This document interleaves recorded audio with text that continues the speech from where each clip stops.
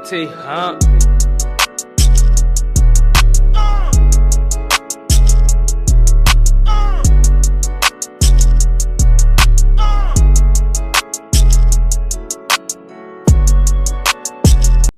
Oh yeah! What's good, AJ Mafia? It's your boy King AJ, back with another video, and today got a very special video for y'all today, man. Today we got Prime Randy Orton Was a Menace by Wrestling Gifts. Shout out to Wrestling Gifts, man. His videos, he dropping some dope videos on his channel, man. Yeah, if y'all didn't know, I am a huge WWE fan, y'all. Like a huge WWE fan. Like, I didn't grow up in the early 2000s from grew up watching John Cena, Batista, Triple H, Shawn Michaels, Jeff Hardy, Matt Hardy, Big Show, Edge, Randy Orton. Like, and in this video, we're about to check out Prime Randy Orton, bruh. When Randy Orton was on demon time, bruh. Like, when he was just packing everybody up and being a true menace to society, bruh.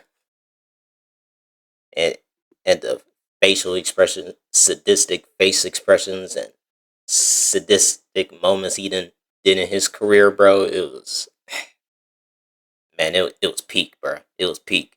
But yeah, man, we gonna go ahead and get straight into it. Make sure y'all like, comment, subscribe, and hit the notification bell so you won't miss any more uploads I got for y'all on this channel. Yeah, let's get into it, man.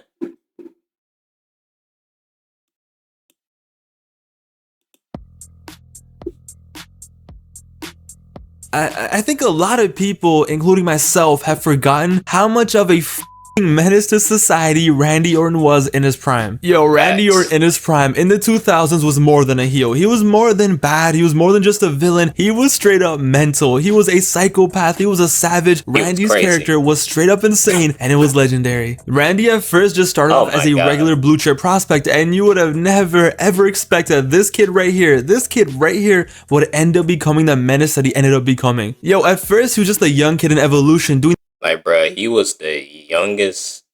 At one point, he was the youngest wrestler to ever win the world title. Like, I believe he won it when he was in his early 20s. Like, I think 23 or 24, like around that age. But yeah, man. Was more than a heel. He was more than bad. He was more than just a villain. He was straight up mental. He was a psychopath. He was a savage. Randy's character was straight up insane, and it was legendary. Randy at first just started off as a regular blue chip prospect, and you would have never ever expected this kid right here would end up becoming the menace that he ended up becoming. Yo, at first he was just a young kid in Evolution doing the dirty work and helping Triple H bury the Raw roster one step at a time, but eventually he was doing some of the most insane things we've ever seen in wrestling. It all started when he was Triple H was at that point. Triple H and his reign of terror, bruh. Like, dude, like, he was just burying every wrestler in the Raw roster, bro. Like, he was just burying everybody, doing all that backstage politicking. and he was handed the World Heavyweight Championship, and he didn't even earn it, bruh. Like, Evolution took over Monday Night Raw at that time. Work and helping Triple H bury the Raw roster one step at a time, but eventually he was doing some of the most insane things we've ever seen in wrestling. It all started when he was 23 years old. Randy Orton became the legend killer, and this man would just simply go around and beat up legends. These poor old men who could barely move half of the time, broken hips and bones, you name it. It didn't matter. He would RKO these men. He would kick them downstairs, spit in their face, and oh my bad, it wasn't even just men. Even 80-year-old fabulous Moolah equal rights, equal fights, I don't want to talk about it. Equal rights, equal fights, Don't want bro. to talk about it. Like, he was just, You need to talk nobody was safe. But, I mean, she did kind of deserve it. But nah, Randy was a young savage, but after the insane match with Foley and winning the world title, he slowly actually became a face, a good guy. The fans wanted to cheer him, especially up against Triple H, and the plans were he was going to be the future of Raw. His legend killer days were gone. He was going to be good guy Randy Orton, carrying the Raw brand, being the future of the WWE. Yeah, he was going to be good guy Randy Orton. But the issue was, does this look like a good guy to you? Randy in 04 and 05 Hell just no. gave off the biggest douchebag vibes you could possibly imagine. He didn't know how to act like a face. It was awkward. It was weird. So they just went all in with this villain character. We thought Randy was going crazy before. Wow, he's beating up legends. Cool. Nah, after this, it was. And around this time period, I believe Randy Orton said I think he said it in his documentary, like around that time period when he was really young, he had like anger issues, I believe. Like like a a look some of his like real life personality playing into his sadistic evil character, which worked out pretty well in the long run. Was Gigi, nobody was safe. Everyone was catching it, including his girlfriend. So he had a girlfriend in early 05, the sexy Stacy Keibler, but nah, she was too much of a distraction. So what does he do? Middle of the ring, kiss and RKO. Yep. Be Don Thought, leave me alone. I'm a man of God. Hey, Jake the Snake looked at him weird. Doesn't matter. RKO. But Nobody it was the was safe, Undertaker bro. feud that drove him to insanity. It was this feud right here that made Randy into the monster yeah. that we all know him as. Really So good Randy feud. couldn't beat the Undertaker at WrestleMania, right? Great Boo-hoo, match. it's fine, Randy, it's all good. Nah. Nah, that was a great match they had at WrestleMania 21, bruh. And definitely the highlight of that match when Randy Orton countered Undertaker's chokeslam into that RKO. Oh my god, that spot was so good.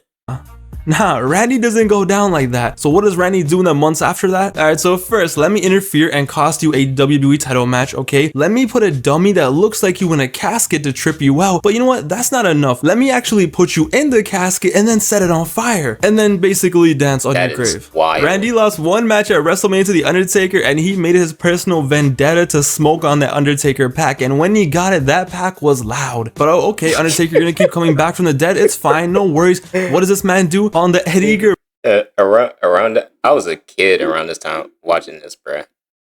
And they was having me thinking this dude Undertaker was actually dead, and somehow this Undertaker just keep coming back. Like how? How, bro? But okay, Undertaker, you're gonna keep coming back from the dead. It's fine, no worries. What does this man do? On the Eddie Guerrero SmackDown tribute episode, they have Eddie Guerrero's lowrider out there to pay respect to Eddie. What this psychopath? He takes the Undertaker, places him on the back of the lowrider, and yes, Eddie had just died a few days before this. He gets in the lowrider and reverses that thing back into the SmackDown stage, causing the Undertaker and the car to blow up. And that wasn't the last time poor Eddie Guerrero was getting clapped in his grave. A few months later, after Eddie's best friend Rey Mysterio won the Royal Rumble, Rey won it for Eddie. He pulled off a miracle. What does Randy say to Rey in the middle of the ring while Rey is looking to the heavens, looking at Eddie? Eddie's down there. Well, I just noticed. Rey Mysterio got his kids tatted on his bicep. It's actually dope. Yeah, he got his daughter Aaliyah tatted right here. Is this Dominic's name right here? I don't know, I can't tell, but he got his daughter's name tatted right here. That's fire. To the SmackDown stage, causing the Undertaker and the car to blow up. And that wasn't the last time poor Eddie Guerrero was getting clapped in his grave. A few months later, after Eddie's best friend Rey Mysterio won the Royal Rumble, Rey won it for Eddie. He pulled off a miracle. What does Randy say to Rey in the middle of the ring while Rey is looking to the heavens, looking at Eddie? Eddie's down there in hell. This man had officially lost it. And how can we forget about the tag team? And Randy Orton said he didn't want to. Randy said he didn't want to say that. like he thought that was a bit too far, but Rey had told him to just go have at it and just say it. It's crazy, bro. In hell. This man so had officially lost it. And how can we forget about the tag team of Rated RKO? This was a tag team match made in hell. You take Edge, that slimy, disgusting piece of shit, and then you take Randy Orton, the man with no morals, no respect. Bruh, I hated Rated RKO around this time period, bruh. I couldn't stand them. Especially what they was doing to the DX and what they was doing to my goats, the Hardy Boys. Like, they was just taking out everybody, bro. Every tag team, bro. Especially how they did Ric Flair. Oh my god, they packed up Ric Flair, sent him to the ER, bro. Piece of shit. And then you take Randy Orton, the man with no morals, no respect, and together they were straight up animals. But after all those shenanigans in 04, 05, 06, 07 was the year where Randy Orton changed once again, and this time he went from the legend killer to the Viper. And no, don't worry, it's fine. He still killed legends. You know, he beat up Sergeant Slaughter, Jerry the King Lawler, you know, casually slapped Cody Rhodes' dad in front of him and then proceeded to beat his ass on pay-per-view. Don't worry, he still did that. But when he became the Viper, that's when he introduced a new finisher to his arsenal. And ladies and gentlemen, this is one of the most vicious finishers of all time. This was a move that every single kid who was watching at the time wanted to do so bad, but they were always scared that they were probably gonna kill their friend if they did it. This was the move that simply meant lights out. There was no kicking out of this. He must be talking Could you about the use punch. up to $800? Find it at BioLife. Up to $800 is waiting for you. The punt. Randy Orton's punt kick was on another level. This move was actually scary, okay? When he used to hit someone with this, you thought they were dead. Bro, what a move. Normal wrestlers had like normal moves, right? Like standard wrestling moves. Randy was like, nah, I'ma just start kicking mother knuckers in the head. What are you gonna do about it? Once Randy started doing the punt, he started doing things that were just straight up evil. First, he was feuding with John Cena, right? This man handcuffed Cena to the ropes and then spent like 10 minutes just casually beating up John Cena's dad in the middle of the ring. This 56-year-old man just casually getting his ass kicked while his son watches. And it didn't stop there. No. Did I mention that on another episode of Raw, Randy Orton just grabbed Cena's dad from the crowd, threw him over, and just boom, punted him in the head. Like, yo, Edge slapped Cena's dad and we were all like, oh my god, how could he do that? That's so disrespectful. Randy was like, yo, I'm gonna send this man to heaven. Randy got the WWE Championship in late 07 and he dominated, okay? Bruh, both Edge and Randy, they did some evil things to John Cena's fathers. And both of them had some great feuds with John. Edge and Randy had some great matches with John, bro. Remember when ISIS was running that one summer? Well, Randy Orton was basically running the winter of 07 and the spring of 08. Yo, Triple H, light work. He clapped him so hard, he was bleeding so much that you think he needed a blood transfusion. A feud with Jeff Hardy? Well, when he's in the ring, let me just take his brother and hold him hostage backstage and punt him. Fam, at this point, Randy Orton basically was a terrorist. Yo, Randy had a match with John Cena at No Way Out 2008, and this annoyed me so much. So they were both in the middle of the... And I loved his feud with Jeff Hardy at that time. Especially when that segment when Jeff Hardy jumped off the scaffolding and landed on Randy Orton. Hit a swanton bomb out the scaffolding and landed on it, bro. Oh my god, that was chef's kiss. And if y'all didn't know, I was there live. It happened in my hometown. Shout out to Mobile, Alabama, man. But yeah, I was there live to witness that iconic moment, bro. Like after seeing that, Jeff Hardy immediately became my GOAT, bro. Basically was a terrorist. Yo, Randy had a match with John Cena at No Way Out 2008 and this annoyed me so much. So they were both in the middle of the ring. They had been wrestling for like 15 minutes. It was a solid match and that's like, okay, they're face to face. It's about to go down. Randy is gonna get beat up. Cena's gonna take back his championship and you're ready. You're anticipating and you're hyped. But Randy slapped the referee. And everyone's like, wait, what? Why did he slap the referee? What happened? But then the referee disqualifies Randy Orton and Randy just runs away with the title. This man purposely got himself disqualified in a championship match to stay champion on a pay-per-view. But yeah, man, all those things were wild. All those shenanigans and moments that were insane. Randy Orton finally reached his final form, his peak of being a menace when he shaved his head. And I don't know what kind of razor this man was doing. I don't know what kind of deadly skin fade he was getting, but he got his head shaved. He grabbed Cody Rhodes. He grabbed Ted DiBiase Jr. He created legacy and he went after the McMahons. I'm telling you, man, this was Super Saiyan Randy Orton right here. So his feud with the McMahon starts off pretty chill at first, okay? He's like, he was targeting every single McMahon family, bro. Like anybody that was related to Vince, Stephanie, and Shane, like everybody's gonna get sent to the hospital, like, bro. with Stephanie. He's insulting her. Like And Randy was even planning on going after Linda. He wanted to go after Linda McMahon, bro. That shows you how crazy this nigga was, bro. every week he just goes above and beyond. But slowly it becomes him straight up tormenting Steph. He eventually is like, oh, you're useless, you're this, you're that. In one episode of Raw, it was Vince and Steph in the ring, and he just straight up says that, hey, now that you popped out some grandkids, you're essentially worthless. Yo, at that point already we're like, whoa, that's pretty wild, that's pretty wild. But nah, this was just the beginning. After that, he just goes off the rails. He goes off the rails in a level that we have never seen before. So he slaps Vince McMahon and then he punts him. He punts this 64-year-old man, the owner of the company, punts him in the middle of the ring. So then Steph, who's all like scared, like, oh my god, you beat up my dad, she brings back Shane McMahon, who hadn't wrestled in a few years. So she brings Shane, and everyone's like, yay, Shane's gonna beat up Randy. What does Randy do? Well, he beats his ass. Bro, those awful punches by Shane, bro. Hold on, man. Beat up my dad. She brings back Shane McMahon, who hadn't wrestled in a few years. So she brings Shane, and everyone's like, yay, Shane's gonna beat up Randy. But they didn't show it, but bro, Shane McMahon did not land not one punch on Randy Orton, bro. Like, those awful punches he was throwing, them punches didn't even connect, and it was the way Randy was selling it too, bro. Like, that was hilarious. Randy. What does Randy do? Well, he beats his ass too. He leaves Shane a mess in the ring. So then Steph comes out because she's like the last hope. What happens? Boom, RKO. So this man punted the dad, then he killed the brother, and then he RKO'd the sister.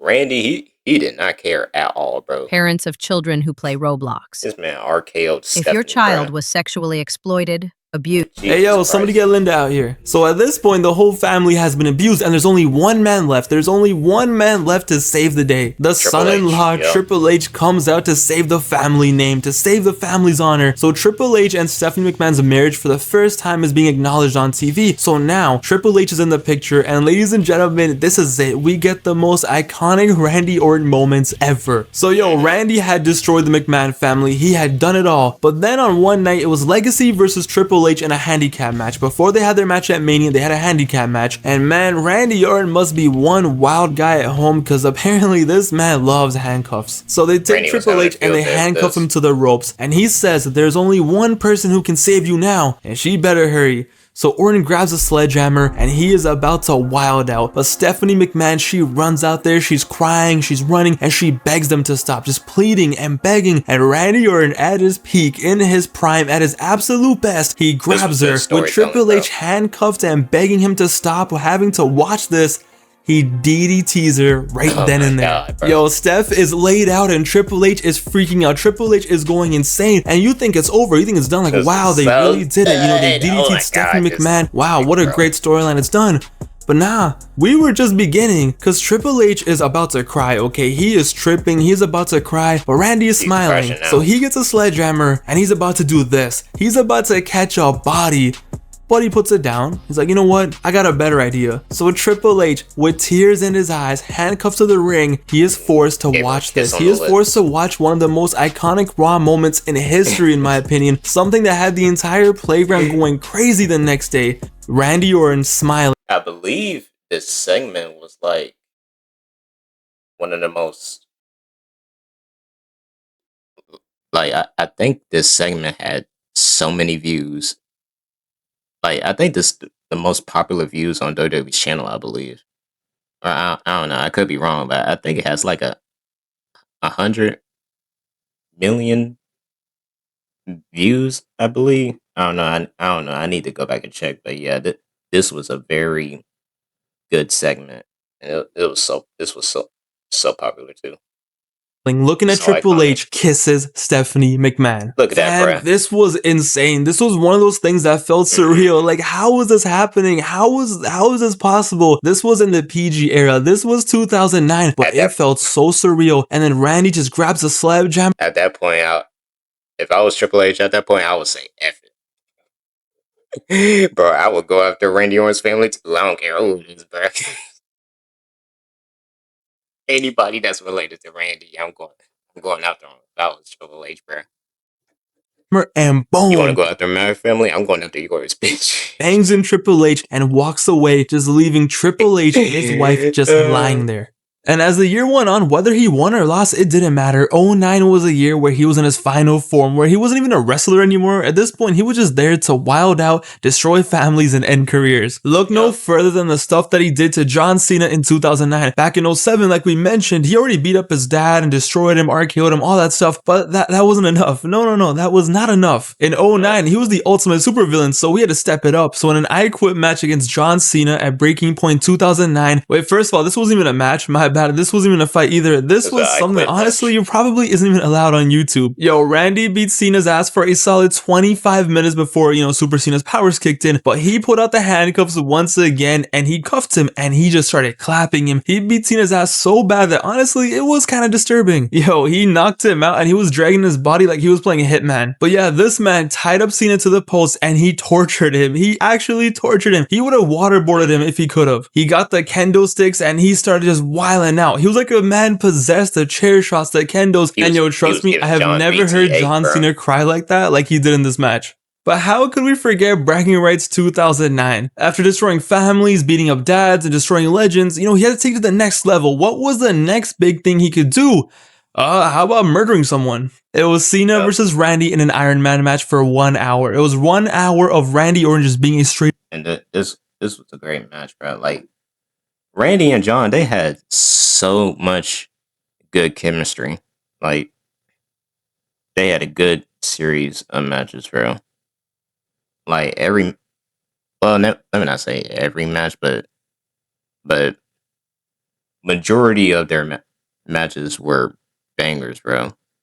And it has me curious if now that Johnson for this year's WrestleMania when Randy faces Cody, I'm wondering if John Cena is going to get involved, because now that WWE didn't ask John Cena to host WrestleMania, so they could get people to buy tickets for the last minute hype, because WWE was struggling to get people to buy their tickets. Up menace. So they're fighting, and Randy slams John Cena's head into the pyro control thingy, and the pyro went off. And I swear to God, Randy looked like a caveman who had just discovered fire for the first time. So first, he grabs John Cena and just throws him into the lights, trying to blow him up with the lights. But that wasn't enough. You know what? It didn't do enough damage. He needed more fire, more sparks. It wasn't enough. He tried to and it's like, yo, why stop there? Randy really wanted to be on the FBI's most wanted list. So Cena is literally crawling away for his life. He's trying to crawl away from this monster. He's trying to get away, and he ends up on the stage. So Randy sees that Cena is on the stage, and he goes to the pyro control thingy once again, and this man's there spamming the buttons like a kid playing Nintendo for the first time. He is just button mashing like his life depends on it, and the fireworks just go off. You thought Kane was gonna come out and pew, pew, pew. Randy Orton tried blowing up John Cena with fireworks in front of 20,000 people. Officer, this guy right here. Nah, man, it's crazy. Just look at him in 2002. This guy right here, look at his face. Somehow, some way, this kid. Like, how psychotic you gotta be to think of that, bro. Like, you gotta see a therapist if you thinking of lining somebody up with fireworks, bro. Trying to set somebody on fire. I mean, you thought Kane was a menace, bruh. This dude, Randy. Kid who looks like the most average 2002 American Eagle model you could possibly imagine went on to become a supervillain for the ages. Ladies and gentlemen, without a doubt, I remember this one story that Randy told. Like, he had came across this lady that worked backstage.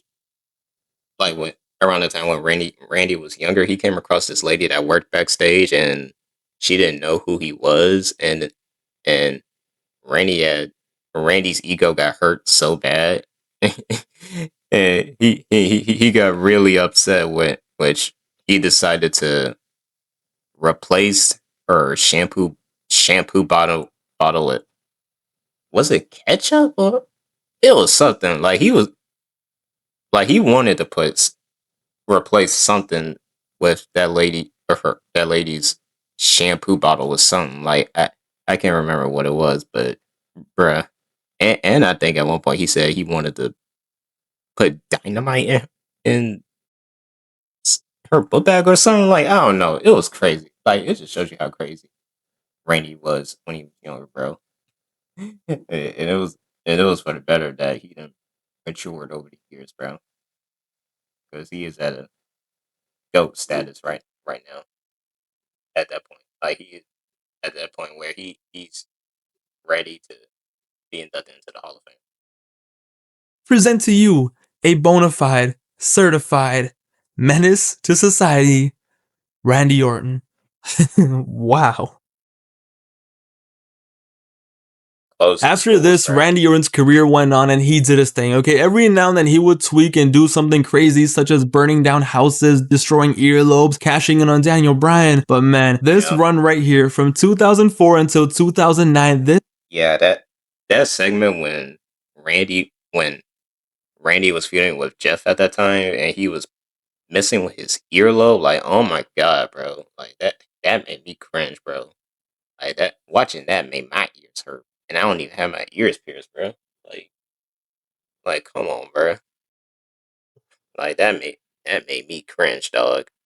This was unprecedented. Randy pushed the limits of what a heel was, okay? Like that, they did everything and anything they could possibly think of Randy Orton to do. Yo, I'm gonna be honest, we will never ever see a character go to that level ever again. Randy Orton did it all, and I'm so happy that I grew up in this era that I was able to watch prime Randy Orton at his absolute best just cause mayhem and destruction and be the biggest savage you could possibly imagine. Randy Orton in his prime is like a top 3 heel. I don't care what anyone says. As a heel, as the man doing horrible, vicious things, Randy Orton in his prime, top 3 all time. I don't care. Yo, in the comments below, leave your favorite Randy Orton savage moments, whether it's a quote, a match, anything, it doesn't matter. Let's give prime Randy Orton some of his flowers. Thank you guys so much for watching this video. I had a lot of fun making it and reminiscing and just thinking about all the crazy stuff that Randy Orton's character used to do. It was really fun. I hope you guys enjoyed. It's your boy Pav, aka Wrestling Ifs. I'm out of here.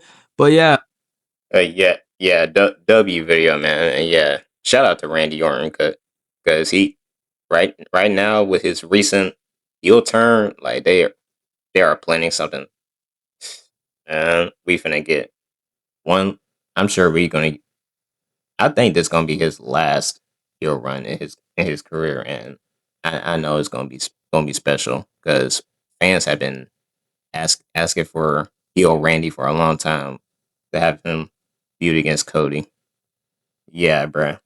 Randy Orton is so good, bruh. Like, I'm sure if you ask any WWE fan who their favorite or their top wrestlers are, and if they say Randy Orton, you can't even be mad about it, bruh. Because Randy Orton has done so many legendary moments in his career and won so many championships and put up some great matches, great segments, bro. Like, Randy Orton will always be in everybody's Mount Rushmore favorite wrestlers, bro. But yeah, man, that does it for the reaction video. I hope y'all enjoyed the video. Shout out to Wrestling Gifts. Give this a like. Great commentary. Yeah, man. Hope y'all enjoyed the video. I'm gonna catch y'all in the next one. Make sure y'all like, comment, subscribe, and hit the notification bell so you won't miss any more uploads I got for y'all on this channel, yeah? I'm out. Peace!